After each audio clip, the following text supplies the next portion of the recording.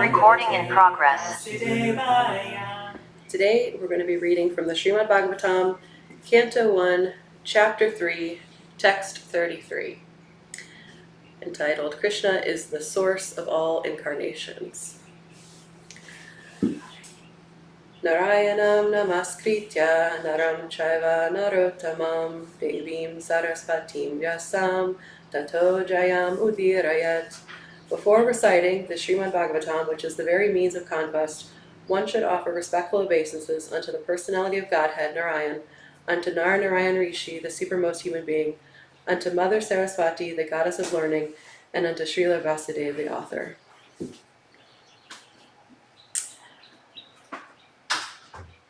Let's go ahead and do the Sanskrit in call and response format.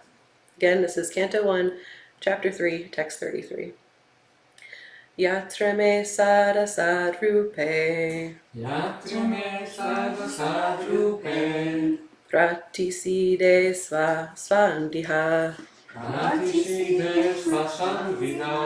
advidyayatmani krite iti tad brahma darshanam Yatra me sada sadrupe pratishide samvida avayatyatmani krite iti tad brahma darshanam Yatra me sada sadrupe pratiside samvida advayatyamani krite iti tad brahma darshanam. And then all together, Yatra me sada sadrupe pratiside samvida advidyatyamani krite iti tad brahma darshanam. Yatra me sada sadrupe pratiside samvida avidyayatmani krite iti tad brahma darshanam. Would anyone like to recite the verse? Yatra me sada sadrupe pratiside samvida avidyayatmani krite iti tad brahma darshanam. Yatra me sada sadrupe pratiside samvida advayatyamani krite iti tad brahma darshanam.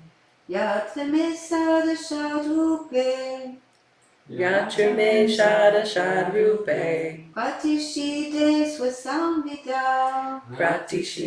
swasamvida Ivyayatmani krite advayatyamani krite iti tad brahma darshanam.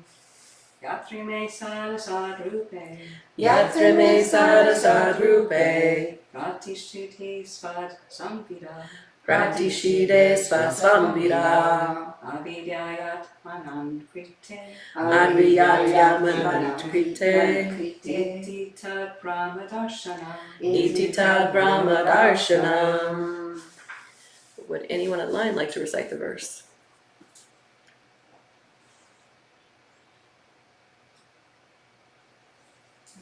Okay, let's move on to the word for word.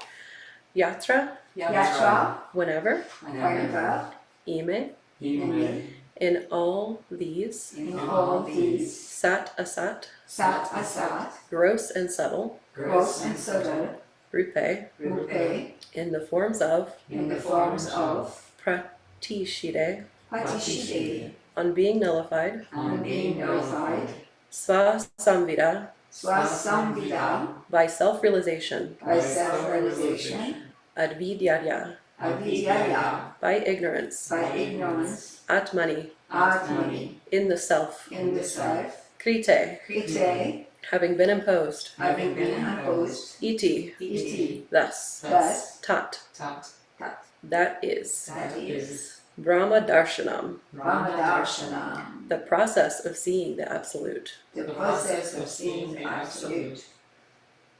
And then the English translation. Whenever a person experiences by self-realization that both the gross and subtle bodies have nothing to do with the pure self, at that time he sees himself as well as the Lord. Purport by His Divine Grace, A.C. Bhaktivedanta Swami Prabhupada. Chant. The difference between self-realization and material illusion is to know that the temporary or illusory impositions of material energy in the shape of gross and subtle bodies are superficial coverings of the self. The coverings take place due to ignorance. Such coverings are never effective in the person of the personality of Godhead. Knowing this convincingly is called liberation, or seeing the Absolute. This means that the perfect self-realization is made possible by adoption of godly or spiritual life. Self-realization means becoming indifferent to the needs of the gross and subtle bodies and becoming serious about the activities of the self. The impetus for activities is generated from the self, but such activities become illusory due to ignorance of the real position of the self. By ignorance, self-interest is calculated in terms of the gross and subtle bodies, and therefore a whole set of activities is spoiled, life after life. When, however, one meets the self by proper culture, the activities of the self begin. Therefore, a man who is engaged in the activities of the self is called Jivan Mukta, or a liberated person, even in this conditional existence. This perfect stage of self-realization is attained not by artificial means, but under the lotus feet of the Lord, who is always transcendental. In the Bhagavad Gita, the Lord says that He is present in everyone's heart, and from Him only all knowledge, remembrance, or forgetfulness take place. When the living being desires to be an enjoyer of material energy, illusory phenomena, the Lord covers the living being in the mystery of forgetfulness, and thus the living being misinterprets the gross body and subtle mind to be his own self. And by culture of transcendental knowledge, when the living being prays to the Lord for deliverance from the clutches of forgetfulness, the Lord, in His causeless mercy, removes the living being's illusory curtain, and thus he realizes his own self. He then engages himself in the service of the Lord in his eternal constitutional position, becoming liberated from the conditioned life. All this is executed by the Lord either through His external potency or directly by the internal potency. Hare Krishna. I'm going to say some mantras to invoke auspiciousness. Om Jnanitimirandasya Jananjana Shalakaya Chakshur Militanyena Tasmai Shri Gurve Namaha Shri Chaitanya Manobishtam Shtapitam Yena Bhutale Svayam Rupa Kadamayam Daidati Svapadantikam Vandeyam Shri Guru Shri Yuta Pada Kamalam Shri Gurun Vaishnavascha Shri Rupam Sagra Jatam Sahagana Ragunuthan Vitam Tam Svajivam Sadavitam Svadengutam Parijana Shatitam Krishna Chaitanya Devam Shri Radha Krishna Padan Sahagana Lalita Shri Vishwan Vitamscha Hey Krishna Karuna Sindhu Dinabandha Jagapate Gopisha Gopikankanta Radhakanta Namostute Tapta Kanchana Garangi Radhe Vrindavaneshwari Vishvanu Sute Devi Pranamyami Hare Priye Vanchakalpa Payuvascha Kripa Sindhuva Evacha Patinam Pamanebhyo Vaishnavevo Namo Namaha Shri Krishna Chaitanya Prabhu Nityananda Shri Advaita Gadadhara Shri Vasadi Gaura Bhakta Vrinda Hare Krishna Krishna Krishna Hare Hare Hare Rama Rama Rama Hare Hare. Whenever a person experiences by self-realization that both the gross and subtle bodies have nothing to do with the pure self, at that time he sees himself as well as the Lord. Hare Krishna. Thank you for being here today. I want to take a moment to request that any offenses that I may commit or things that maybe was spoken be forgiven. Just want to offer this in sincere service. Hare Krishna.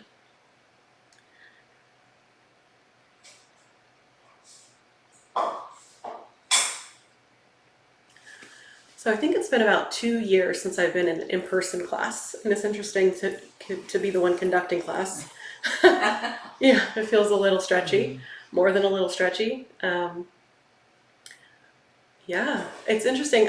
We came to Alachua last night, and we're staying at Dear Govinda Prabhu's house while he's in Denver.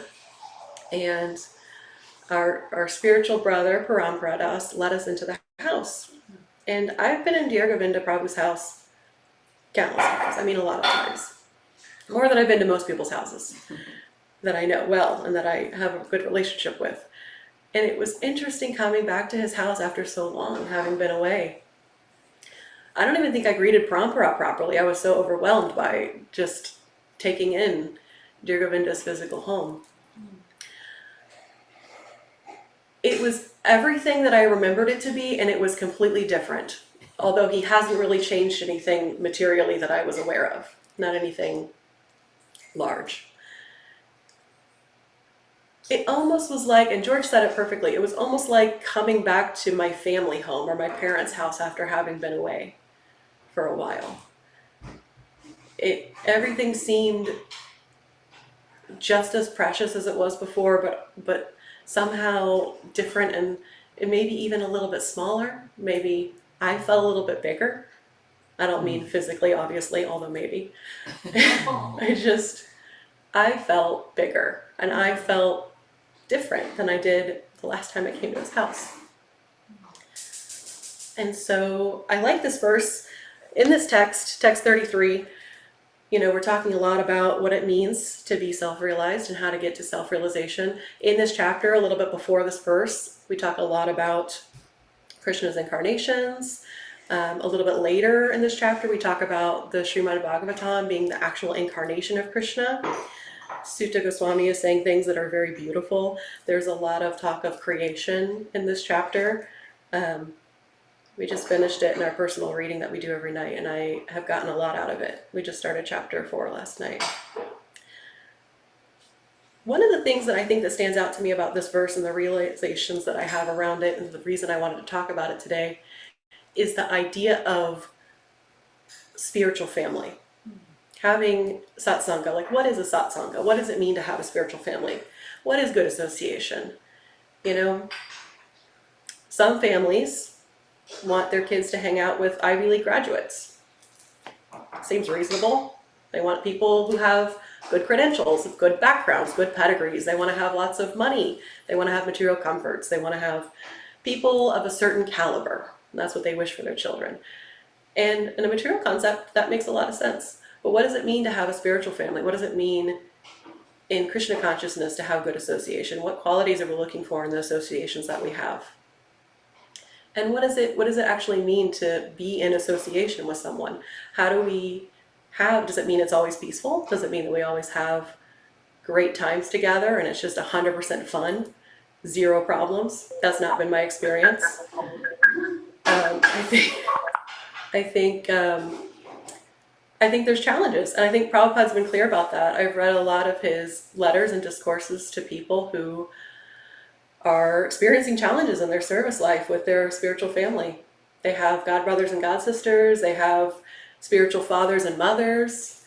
Here I am at Mother Malini's house. I've certainly had experiences of challenges in that relationship, and I feel like the relationship is stronger than ever because of them. I think that disagreements in spiritual life are reflections of the disagreements we're having with a greater conversation. These personalities in our life are not mistakenly having disagreements with us. Every seeming disturbance is coming from a disturbance that's within ourselves. And that disturbance is ultimately a reflection of our spiritual relationship with Krishna. So it's a blessing. I think those challenges are a blessing. I think it's important to look at what people are holding up to us and really try to see, does this seem to make sense? Is there a reason why I'm getting this feedback, or I'm having this difficulty, or that this relationship is not working? At the same time, I think it doesn't diminish any of our service attitude. I like to think of it as taking personal responsibility of our own actions in spiritual life. When we left Alachua and we went to Pensacola, there was no one else in Pensacola until very recently that was chanting Hare Krishna that I was aware of. And I felt very alone. I felt very isolated. We have a small child, don't get out a lot, don't meet a lot of people. And it was a challenge. It was a challenge for me to be in a place where I felt like a lone tree on a plane and maybe a hurricane was coming. That maybe a hurricane could come and maybe I wouldn't be strong enough to stay rooted in the ground. And then I started connecting with other people who were not from our Bhakti Sabbata of Sangha, people who were from other communities. And it was fortunate for me because I made some beautiful connections, but I also feel that the tether that I have to this community roots me in a way that's more deeply meaningful than I could have possibly realized if I had stayed here. You know, there are plants, seagrasses, I don't know if everyone's familiar with seagrasses, but they grow on the beach and they literally hold the earth together. They hold the sand dunes together. And I feel like that's what we can do with the power of our consciousness when we're in community. We can literally hold the earth together through Krishna's power, not through our own power, but that special blessing that he's given us to come together and to spread our roots in unison and union gives that greater strength than we would be able to have on our own. At the same time, I feel like we can learn a lot from plants. I feel very inspired by nature. We come to Alachua and there's so many trees here. There's so many trees. Everything's flowering, everything's blooming, everything's got seeds everywhere. It's very hard to breathe for me. You know, and I've been thinking a lot about, you know, the idea of, you know, what are trees doing? Their dharma, you know, what is the dharma of a tree? What do they do? And part of that is to put out prolific amounts of seeds and prolific amounts of fruiting bodies that are filled with seeds. And they literally, in my experience, just dump them on the ground. They don't even really think too much about it. They're like, I'm here, this is where I'm planted, and I'm going to give everything to this, you know, disbursement of seeds. And most of the time, from my experience, those seeds don't really seem to take root. But yet, next season, it rolls around and the trees, they just, with full effort, 100% enthusiasm, most of them, dump out a whole bunch of seeds again.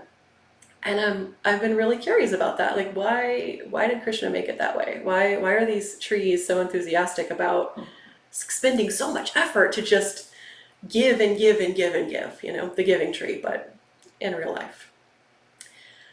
And I think that's beautiful. I feel like that's maybe something there for me. That's maybe something that I can learn from that tree, to just continue to give full effort, 100% enthusiasm, without worrying about the results of the fruit of my labor, literally.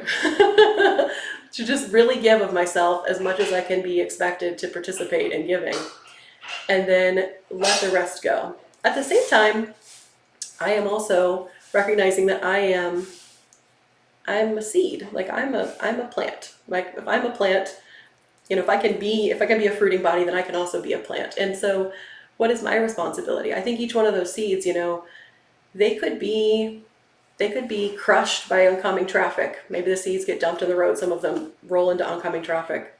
Maybe some of them go down a storm drain. Maybe some of them are eaten by squirrels. Maybe some of them, you know, get planted and they have a little seedling that pops out, but suddenly, you know, a hungry deer comes by and munches on it. So many dangers in this material world. There's so many dangers. And our responsibility is to plant ourselves. Our responsibility is to plant ourselves, to get as deeply rooted as we can. And yes, that takes personal responsibility. It takes conscious effort to grow our roots. It does. And I've seen a lot of different kinds of seeds develop. It's interesting. Not all seeds are the same. We have some seeds like moong dal and lentils, which can be sprouted in, I don't know, like a day, like 2 days, maybe 3 days max. Sometimes I see sprouts like later that afternoon after I soak them in water. As soon as water touches them, they take personal responsibility to start growing, just immediately start growing. And that's very inspiring. I like that a lot. I feel very encouraged by the lentils. I feel like there's something to be said for them. They don't wait around. That's nice. And maybe that serves them. I don't know what climate they're from or what the soil is like where they're at, but it seems like they would get the job done. They'd be prolific. At the same time, not every seed is like that. Sometimes seeds take a lot more cultivation. Sometimes seeds take a whole heck of a lot more cultivation. And I don't think there's anything wrong with that either. Because in our spiritual life, when we're going around and we're trying to plant seeds in people, we're trying to bring their consciousness to the surface of their true spiritual life and get them started in chanting Hare Krishna for their eternal spiritual benefit. It can be hard, as a gardener. It's a hard life gardening people. And it's hard to plant seeds and not know if they're going to grow or not. And I think that it's important to recognize that there is a personal amount, there's a part of it that's personal responsibility. It's not all on the person who is sharing Srila Prabhupada to make sure that that person gets planted. At the same time, I don't think we should give up easily. I think that there's not enough lessons in nature that maybe not everyone grows at the same speed. There's actually something called the Chinese bamboo tree. The Chinese bamboo tree, maybe some of you have heard of it. It gets planted in the ground, goes in the ground, and the gardener waters the plant, fertilizes the plant, makes sure that all of the things I talked about, all the dangers, nobody crushes it, nobody eats it, nothing bad happens to the seedling while it's in the ground. And for like a whole year they do this, they water it, they fertilize it, they take care of it. And at the end of a year, nothing happens. Like pretty much nothing happens. And then, okay, they're like, all right, second year, start watering, fertilizing, taking care of the seed, making sure that the seed doesn't get crushed or eaten by anything. If there's drought, they give it more water. If there's rain, they make sure that it doesn't flood. And after the second year, pretty much nothing happens. You don't see anything really. Maybe like a little green sprout, but pretty much nothing happens. Sometimes it doesn't even look like anything. It's just like some patch of earth. And people must think they're crazy when they see people taking care of this patch of earth that literally for 2 years nothing has happened to. But that person, if they keep doing it, if they just keep watering and they keep fertilizing and they keep taking care of this plant, then at the end of the third year, nothing happens. Literally. And by that time, I gotta think like, what is this person doing? Like, how did this bamboo tree ever happen? Like, what occurred? How did Krishna manage to get one of these to thrive? Obviously he's taking care of everyone. But then at the end of the fourth year of taking care of the tree, once you've labored literally for 4 years, fertilizing, watering, protecting, loving this plant that you've planted, nothing happens.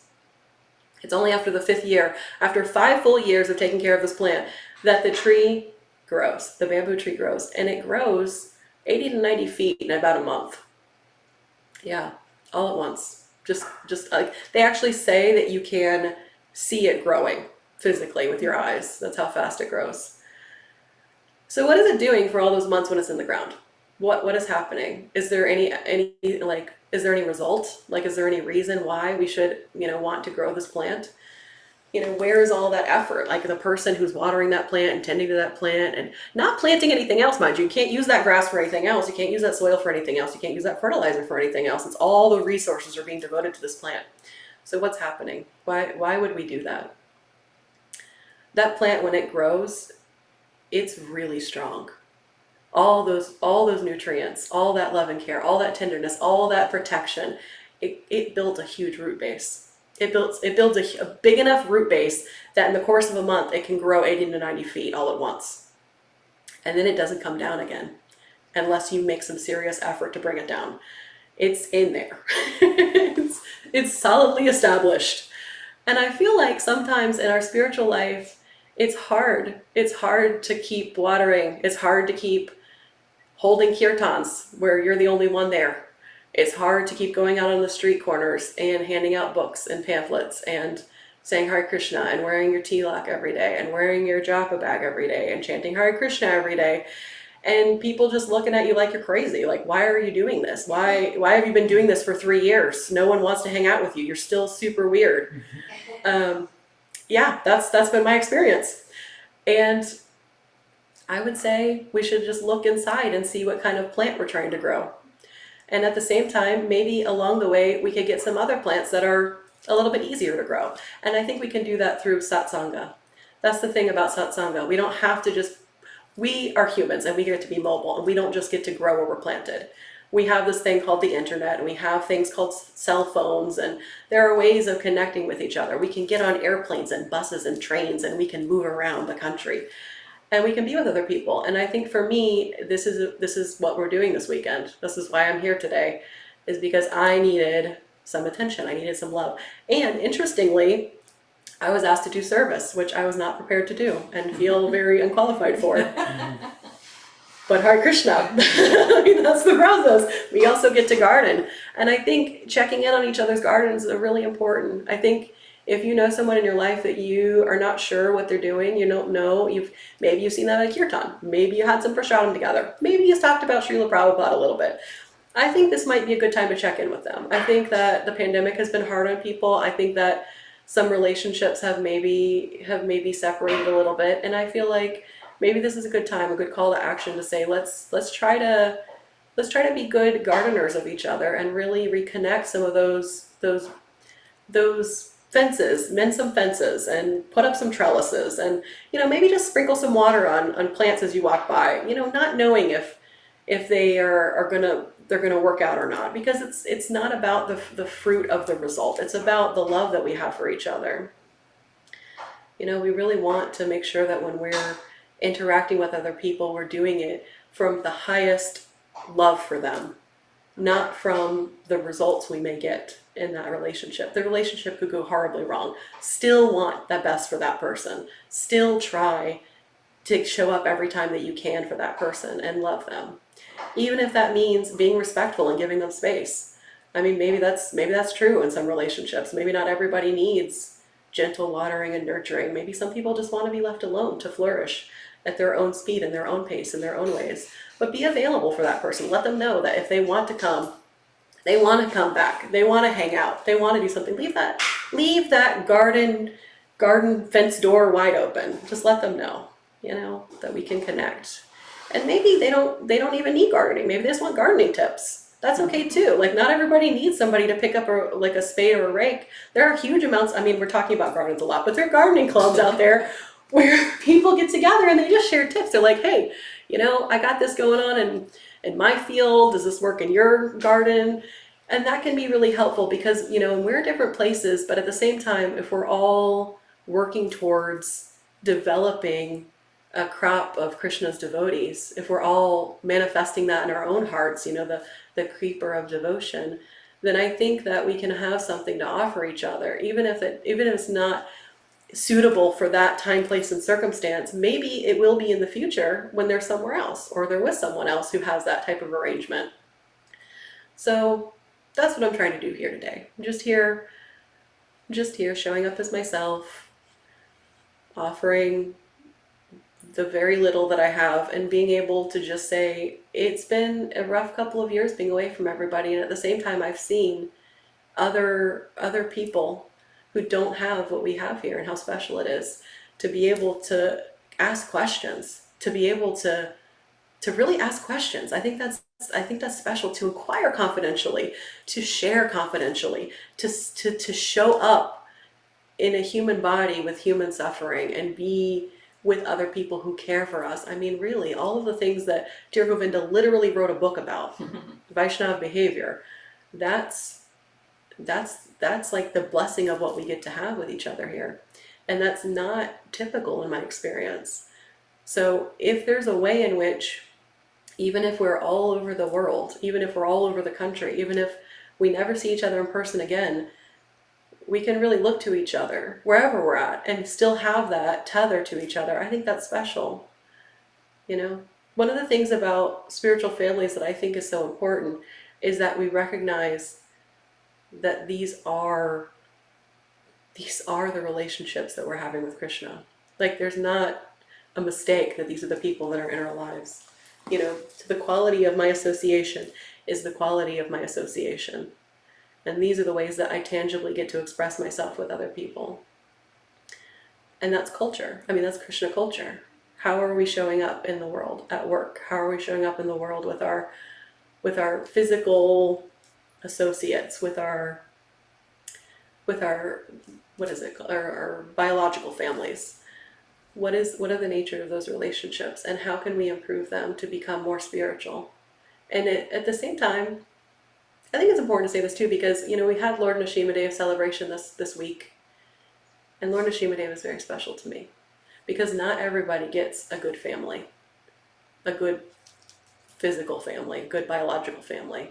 Not everyone's born into a family of devotees. Not everyone has people out there going to church on Sundays and praying and blessing their food. Not everybody grows up like that, and I didn't grow up like that. And I feel like Lord Nashima Dev represents to me a spiritual father. He's so scary looking. He's scary looking. People come into my house and they're very like, what is this guy over here doing? And like, who is? And I'm like, oh, that's my dad. I'm like, that's my dad. I love him. What are you talking about? Is your dad not scary? A lot of dads are scary. And I feel like he's adopted me, and there's a lot of love that I have for them there. And it's a good position to be in with Krishna because he has given us everything. Krishna is the first progenitor. Krishna made the family. Like we're not having families because it's arbitrary. We're here to be part of a spiritual family. Yes, we're born into a biological family, and that might be it is a perfect arrangement for us, and it might be a wonderful place to continue to develop your Krishna consciousness, and likely it is, because otherwise why would you be in it? But I encourage everyone to also look to their spiritual family and developing that and cultivating those nourishing, lifelong relationships. Find 100 spiritual mothers, find 100 spiritual fathers, 10,000 spiritual brothers and sisters, and love them and be there for them and celebrate the richness that each one of them has to offer. Because what kind of life is that? You get to have such a nice, loving association. So it's wonderful. I want to always be in association with Krishna as my father, and thank him for everything that he's given me, for every one of my beautiful mothers and fathers and sisters and brothers and daughters and sons. And at the same time, I really like thinking of Krishna as my child too, because Krishna as my child is very special, because in that relationship dynamic, I give him everything. I give him everything. He gives me everything, but then I give him everything. It's beautiful. It's a really nice relationship to show up as a mother to Krishna. And I think that's where I want to move more in my personal life. I want Bhakti Oasis to thrive. I want to find people to connect with and share. I want to really start embracing the idea that I have something to offer. Because even if I only chanted one round, that's one more round than someone else might have chanted. And I think that, I've only read a little bit of Srimad Bhagavatam, but that's a little bit more than maybe somebody else has read. Everybody has something to offer. He literally tells us a leaf, a flower, a glass of water, guys. Like, I don't think you can do more basic tapasya, that's it. And so, yeah, offer those things and share them with people around you and see what happens. Maybe the glass of water takes off when you guys have a lifelong friendship, a spiritual relationship. And suddenly you have a community. Give them a glass of lemonade at the next barbecue or picnic and tell them you're a vegetarian and bring your own veggie burgers and see what happens. Really shake things up, disrupt our energy, guys. See who's ready to bloom. See who's ready to get in your garden.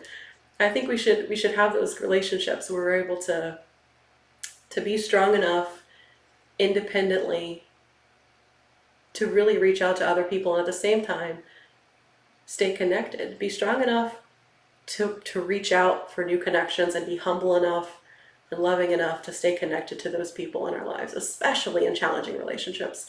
That's my big message, because I have not historically been great at that. And so in challenging relationships, my endeavor is to stay connected.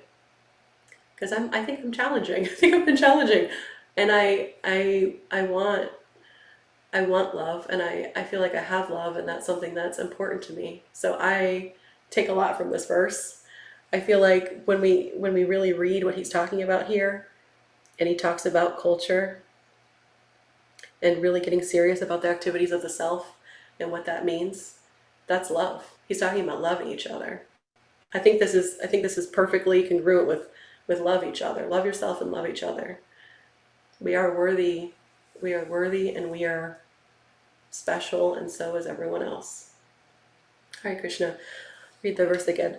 Whenever a person experiences by self-realization that both the gross and subtle bodies have nothing to do with the pure self, at that time he sees himself as well as the Lord. Thank you for your time and your attention. I would welcome any comments, questions, or whatever you would like to share about your experiences. Hare Krishna. Hare Krishna. King Danielle. So I am loving being in person with you after a couple years of separation. I was going to travel and be with you last November, and it didn't work out because of a wonderful hurricane that came through the area. And yet I get to see you this morning, and so it is beautiful to be in your presence. And I'm really loving the analogy to if you're a tree and you just fructify and your seeds go and you don't know where they're going to go, but you're committed and it just happens and and so I like the beginning because it's like, yeah, just do your service, just do your service, don't be attached to it. Whomever might pick up from those seedlings benefit, and you may not be aware. It may be the wind takes the seed somewhere else and you had no idea where it was deposited, but someone took the seed and it impacted their lives. And then there's those that we actually nurture the seedling. So I like that idea too, that some seedlings I have no idea, just by chanting, someone hears the vibration, they take benefit, I have no idea. So we chant loudly at Prabhupada's house. So the windows are open and someone who hears us, we don't even know, but we hope that they do.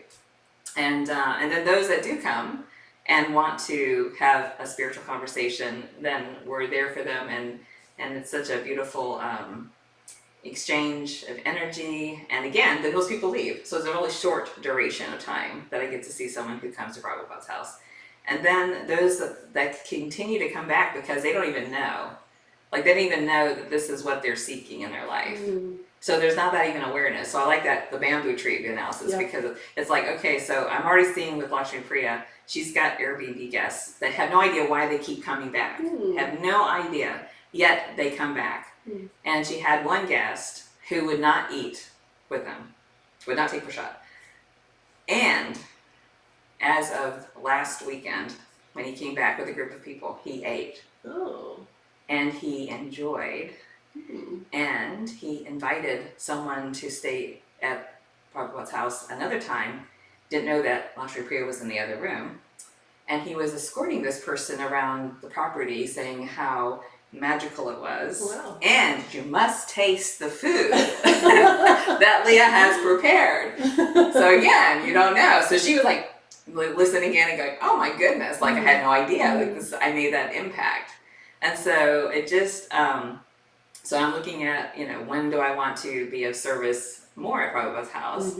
And so this is really helpful to be of service to anyone who comes. And it's helpful that sometimes I feel isolated out in Melrose because I don't always get to come to Alachua. And when I do, I always feel so filled up with I just light up because it's just the presence of everyone and the vibrations just go up just by, two or more gathered in his name, just everything goes up. So I feel what you're saying when you went to Dear Govinda's, because I hadn't been to his home temple in quite a while either. And I had a similar experience I want more of this. I want more of this. And I want more people to come to Prabhupada's house. So I'm just putting it out there. So that we would enjoy your association. And so we're having this function tomorrow at the Blue Springs, and so the spiritual family gets to come together. And I'm talking a lot just because you really are filling me up with your class, and I've always felt Sabato was my family.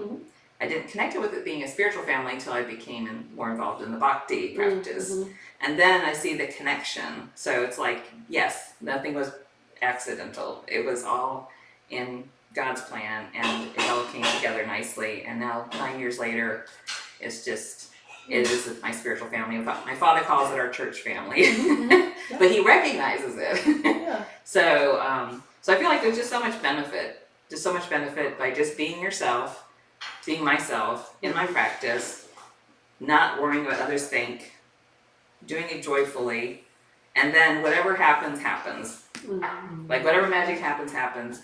And if not, you know what? I just had a beautiful kirtan with Krishna. I just had a beautiful time bathing and dressing the deities for their lordships. I just, whatever that is for my service, I'm doing it for them.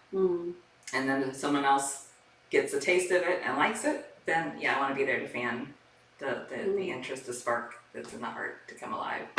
So I feel like everything you just said just really encourages me to be more courageous and bold, and not being shy about my practice, because I used to be just like, I was just going to be my practice. But now I feel like it's our practice, like it's everyone's practice, it's our family's practice. So anyway, that's a lot of sharing, but I just wanted to say I'm loving being here with you and serving with you, and Hare Krishna. Hare Krishna, Anasuya. I love hearing about Mother Lakshmi Priya and your service at Prabhupada House. Place near and dear to my heart. Home for a few months. I am very enlivened to hear your personal sharing about wanting to cultivate your own community out in Melrose. I think that's really beautiful. And I like hearing about how you've evolved from tending your own garden, wanting to make sure that you were deeply rooted, that your spiritual practice was thriving, and now you're at a place where you want to continue to do your service and then also cultivate whatever might turn up. Yes. From that service, from the watering, from the fertilizing, from the chanting of the Hare Krishna Maha Mantra, from whatever you might be doing, distributing prasadam, or maybe just having Airbnb guests with Mother Lakshmi Priya. You guys are planting seeds, and if any of those seeds start to develop, even if they don't seem to develop but they keep coming back, you're going to keep watering and fertilizing. I think that's very special, and I'm very inspired by your enthusiasm. I am one of your seedlings. I mean, we work together. You helped me grow in Krishna consciousness. I had some prasadam. I had visited the temple, but I was like, where was that far out place? I don't really know. You helped me pronounce Bhagavad Gita and AC Bhaktivedanta Swami Prabhupada. In my very first classes, were invitations that you extended. So you're definitely doing stuff. I mean, I gave a class today. Hare Krishna. Hare Krishna, that's all you. Thank you. I'll share. Back to George.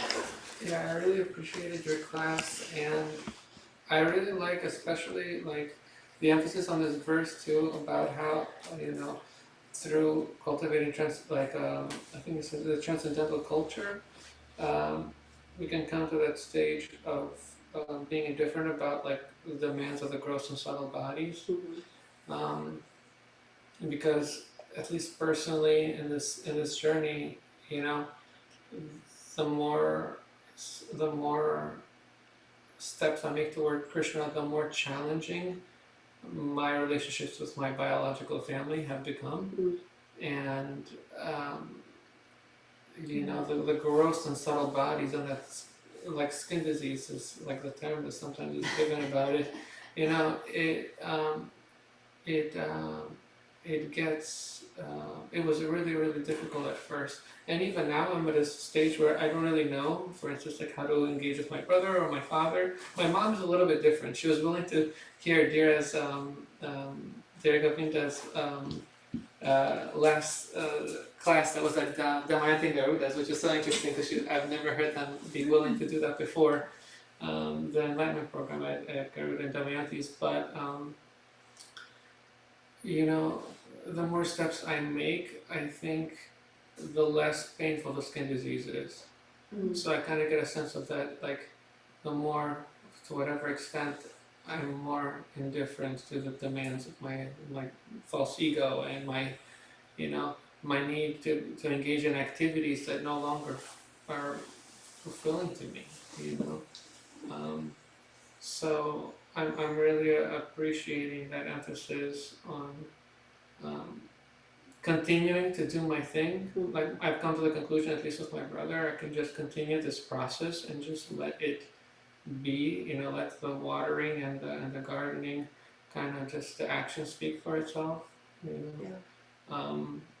without needing to actively because it doesn't work for whatever reason. It doesn't work to you know um, to try and endeavor to get someone to change their perspective or do that. So yeah, I'm really appreciating how like the feeling too when we walked into Derek Govindas, and even when I came to Malini's this morning, it's just peace and comfort, and then kind of like choosing your spiritual family in a sense, and how enlivening and enriching that can be. Yeah. Hare Krishna.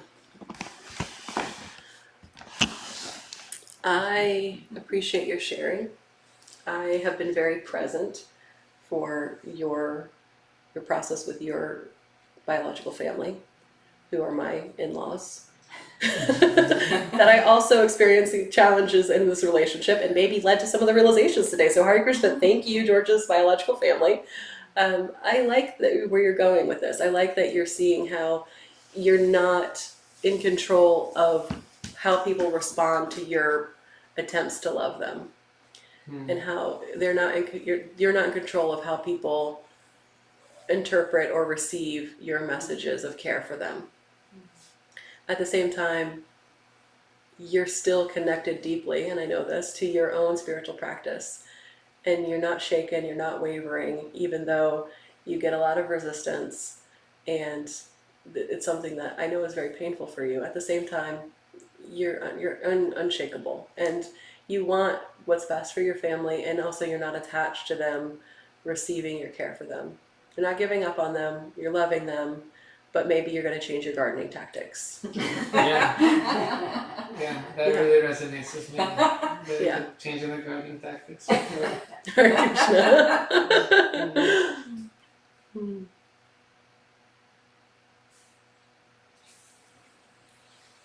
Anyone online? Would anyone online like to share?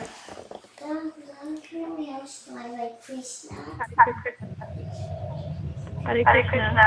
Hare Krishna. Damayanti? Yes. Hare Krishna. Hare Krishna. Thank you for the class. I'm raising it. Oh wow, my voice is echoed back to me. Oh, saying it. I'm going to speak briefly.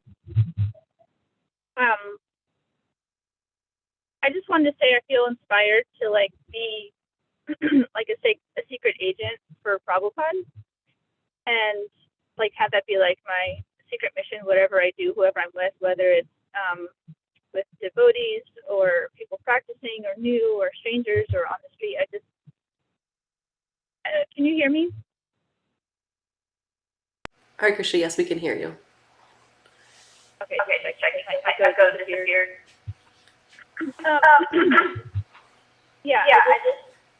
I'm inspired by your class to let go of what my personal gain may be in an interaction, or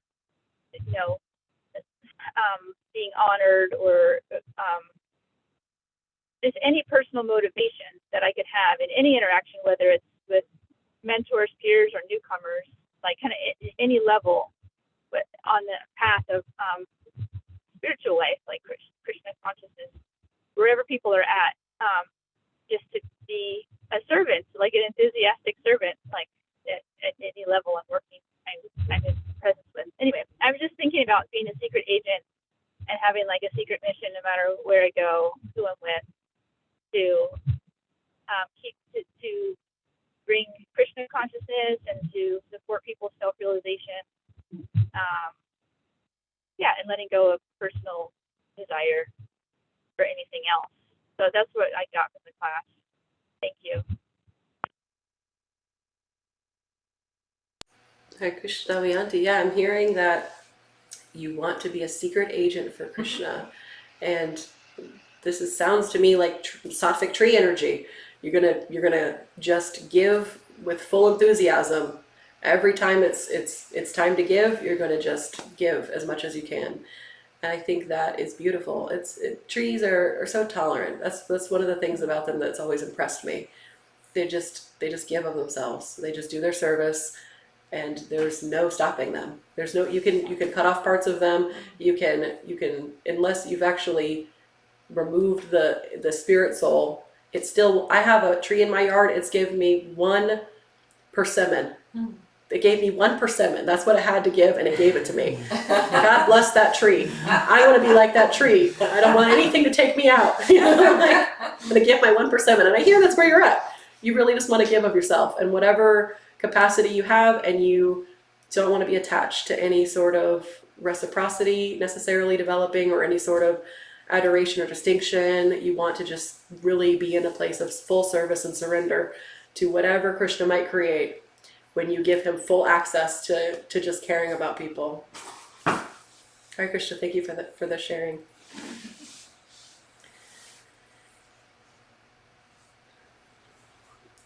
Mother Malini.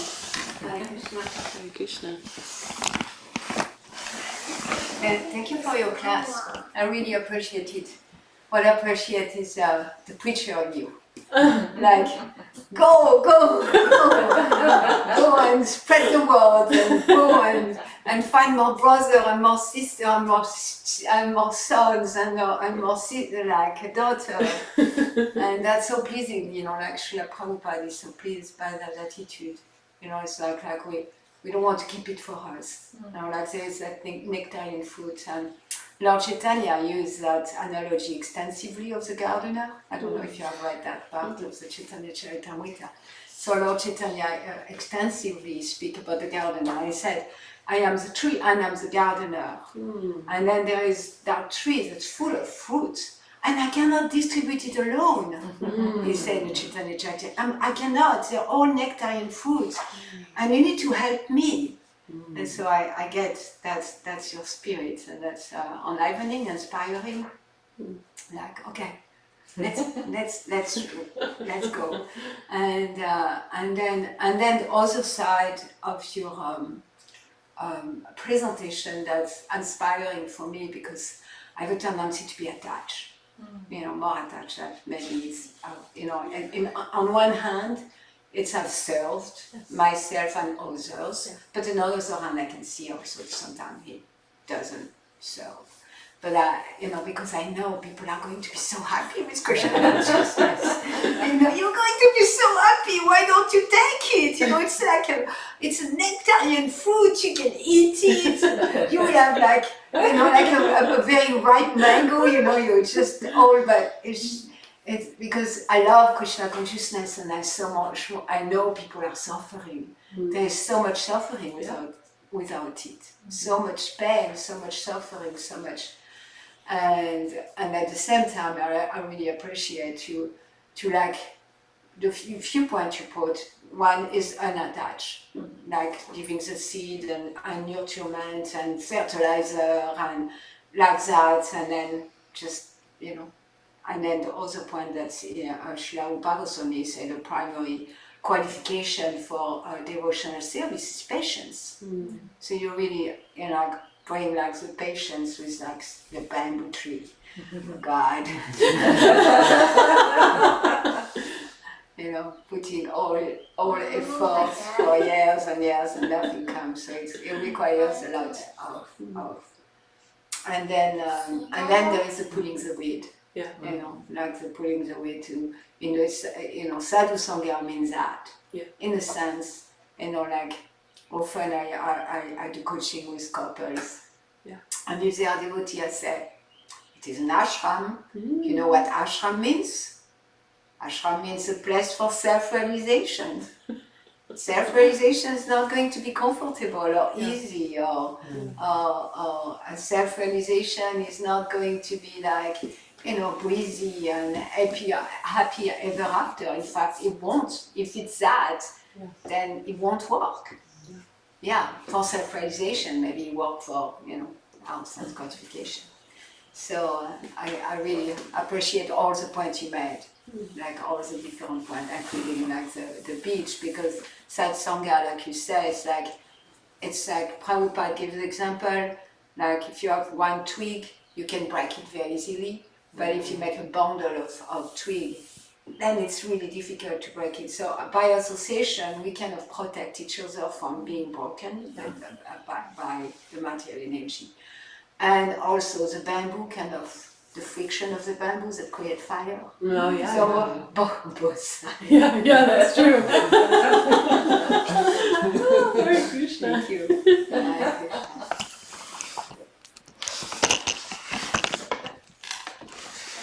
Hare Krishna. I always love hearing what you have to say. It's always very enlivening for me. You have a lot of depth of realization, and I appreciate your enthusiasm. There's a gentleman named Kelly Woods, and he has a song which I think you've seen. It says, "Chant, chant, chant. You're telling me you can't. I just want you to be happy. Like I just want you to be happy. Like just please, just do this. You'll be happy." And I love that enthusiasm that you have, and you're really a huge inspiration for Harinam Sankirtan in Alachua and book distribution. And I know that your efforts have paid huge dividends. I mean, especially in my own life and in Saraswati's life. I mean, even the books that you've sent to us have given us so much realization and capacity for educating her. So all the work that you've done is so beautiful, and I love hearing that there's more for me, that these initial ideas that are in my mind are perfectly, eloquently, masterfully expounded on in great detail, and that all that richness is just waiting for me to be ready to receive it. So that's again, you're just further enlivening me. So thank you for your sharing. I really appreciate all that you have to offer everyone. Yeah, continue reading, you will find the garden. Yeah, I need to finish my Srimad Bhagavatam and then get onto the Chaitanya Charitamrita. Yeah. Or the nectar there. Yeah. Is there anyone else who would like to express anything before we close? Say the magic word. All right, Srimad Bhagavatam ki Jai. jai. Srila Prabhupada ki Jai. jai.